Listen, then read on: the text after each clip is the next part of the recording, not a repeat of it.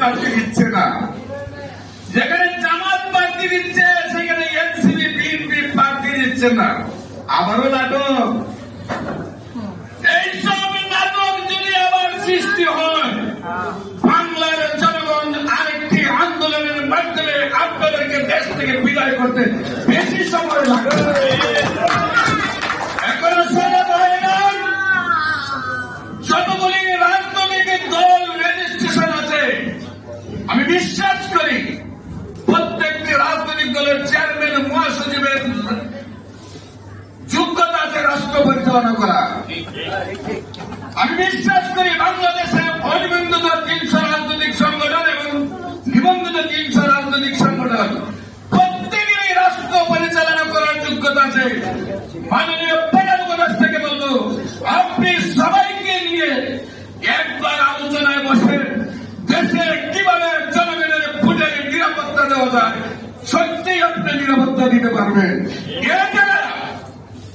আপনাকে একবার বিএনপির এবং কুচা দেয়, আপনি বিএনপির সাথে হাত মিলান।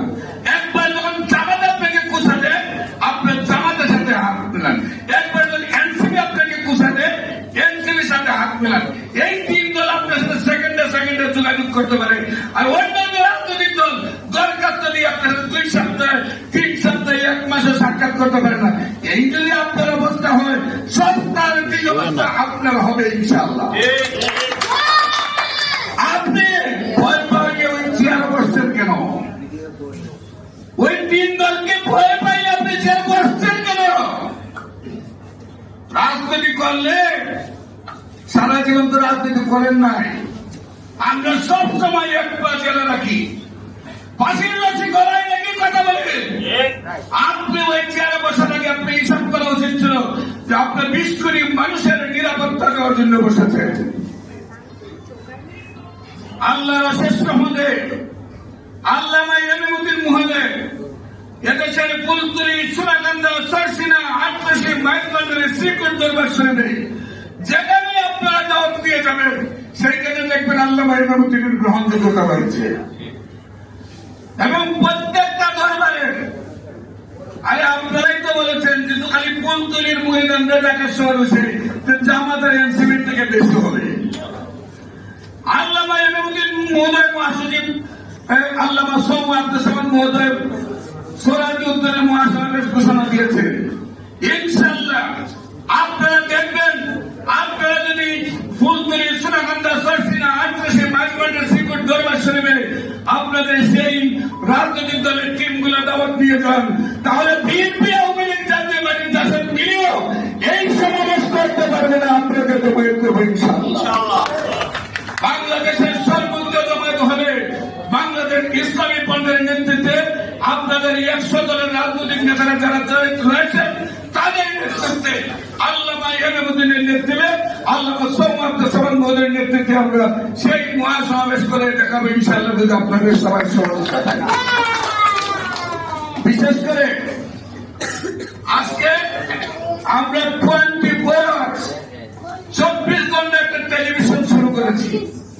আপনারা যারা বিভিন্ন রাজনৈতিক দলের চেয়ারম্যান মহাসচিবরা আছেন, অথবা আপনাদের প্রতিনিধি তাদেরকে টেলিভিশনে কথা বলার প্রয়োজন মনে করেন, 24 ঘন্টার মধ্যে যে কোনো সময় আপনাদের পাশে সেই টেলিভিশনের প্রতিনিধি হিসাবে আমাদের মাননীয় মহাসচিব ইঞ্জিনিয়ার এবিএম এরশাদ সাহেব আপনাদের সাথে আছে।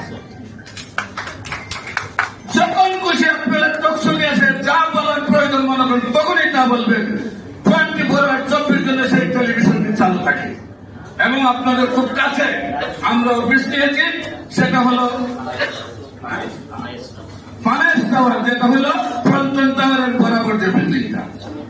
আপনারা অবশ্যই ওনার কাছে কার্ড নিয়ে যাবেন। প্রত্যেকটা রাজনৈতিক দলের চেয়ারম্যান মহাসচিবকে আমি অনুরোধ করবো, একাধিকবার আপনারা সেইখানে টকশোতে অংশগ্রহণ করবেন। যখন খুশি করবেন, সময় আপনাদের হাতে, আপনারা যখন সময় নেবেন তখনই আমরা সেই বক্তব্য আপনার নেব এবং সেটা কন্টিনিউ প্রচার হতে থাকবে। বিশেষ করে বর্তমান সরকার প্রধান, আমরা যে 100 রাজনৈতিক দলের চেয়ারম্যান মহাসচিব এই পর্যন্ত 3 বার বসেছি, ওনার কর্ণপাত এখনো হয় নাই। ওনার কর্ণপাত করার জন্য আমি মনে করি আমরা এই পর্যন্ত 3টা প্রোগ্রাম এসি রুমে করেছি। আমাদেরও কিছু গান বাঙান দরকার। আমরা রাজপথে নামা দরকার, রাজপথে কথা বলা দরকার। তারপরে যদি উনি না শুনেন তাহলে রাজপথ বন্ধ করে দেওয়া দরকার। তবে আমাদের কথা ওনাকে শুনতে হবে। উনি কারো প্রতিনিধি বা কারো এজেন্ট হয়ে কাজ করলে এই নির্বাচন করতে দেওয়া হবে না ইনশাআল্লাহ। আমরা চাই প্রত্যেকটি রাজনৈতিক দলের চেয়ারম্যান, মহাসচিবের প্রথম অবস্থা আপনি নিরাপত্তা দিবেন। 350 রাজনৈতিক দলের চেয়ারম্যান, মহাসচিবকে যদি আপনি 2 জন করে অন্তপক্ষে পুলিশ সিকিউরিটি গার্ড নির্বাচনে আপনি দেন, 700-800 টাকা 1000 পুলিশ, সেইখানে হয়তো আপনার প্রয়োজন হবে, এর বেশি নয়। কিন্তু আমরা দেখতে পাই যেদিন নির্বাচন হয় সেই দিন আমাদের বিভিন্ন দলের রাজনৈতিক যিনি চেয়ারম্যান, মহাসচিব, তারা নিরাপত্তাহীনতায় ভোগেন। আপনি যদি বিভিন্ন রাজনৈতিক দলের চেয়ারম্যান, মহাসচিবের নিরাপত্তা না দিতে পারেন, দেশের সাধারণ জনগণের কি নিরাপত্তা আপনি দিবেন? আমরা যদি নিরাপত্তাহীনতায় ভুগি তাহলে আমরা দেশের কথা বলবো কি করে? আমরা বলবো এবারের নির্বাচন অন্যান্য বর্ষের মতো পাতানি নির্বাচন করার জন্যই বর্তমান যারা নির্বাচনে আছেন তারা সিস্টেম করছেন। আমরা সেই সিস্টেম থেকে বাইরে আসার জন্য ওনাদেরকে অনুরোধ জানাই। এদেশের 20 কোটি মানুষের ভোটের নিরাপত্তা দেওয়ার জন্য আমরা অনুরোধ করব। নতুবা আপনিও আবার দিল্লি চলে যাবেন। এদেশের মানুষ কাউকে ক্ষমা করে না। এই দেশের মানুষ একের পর এক আন্দোলন করে এই দেশের মধ্যে রক্ত দিয়ে এই দেশকে রক্ষা করেছে। আপনারা অন্যায় করলে আপনাদের অবস্থাও সেই জায়গায় হয়ে যাবে আমরা বিশ্বাস করি। বিশেষ করে নবাব সিরাজউদ্দৌলার আমল থেকে এই পর্যন্ত আমরা যা দেখেছি, একের পর এক পালাক্রমে মীর জাফরে আতঙ্ক করে গেছি। সেই মীর জাফরকে চিহ্নিত করে আগামী নির্বাচনে মীর জাফরকে রক্ষা করা যাবে না। মীর জাফরে যারা করবেন তাদের জবাব আগেই আমরা এখান থেকে ব্যবস্থা যদি না দেয়, আবার নির্বাচনের পরে আবার কেন আমাদের আন্দোলন করতে হবে? আমরা এই মুহূর্তে যদি সচেতন হতে পারি, আমরা যদি সেই মীর জাফরদেরকে মির্জাফি করার সুযোগ না দেই, তাহলে এই দেশের 20 কোটি মানুষ তাদের 20 কোটি মানুষের ভোটের অধিকার ফিরে পাবে। এবং 20 কোটি মানুষের ভোটের অধিকার ফিরে পাইলে মানুষ জানে কাকে নির্বাচিত করলে তারা শান্তি পাবে, তার এলাকার কোন প্রতিনিধি আসলে সে শান্তি পাবে জানে। কিন্তু আমরা তো সেই সুযোগটা দিচ্ছি না। আমরা অতীতে দেখেছি ভোট ছাড়া নির্বাচন, আমরা সামনে নির্বাচনে দেখছি যে নকশা করা হচ্ছে, সেটা ভোট ছাড়া নির্বাচনের নকশা করা হচ্ছে। সেই নির্বাচনের নকশাকে দুলিশাত করে সাধারণ জনগণের ভোটের অধিকার যদি আমরা ফিরিয়ে না নিয়ে আসতে পারি, তাহলে এদেশের মানুষের শান্তি প্রতিষ্ঠা হবে না।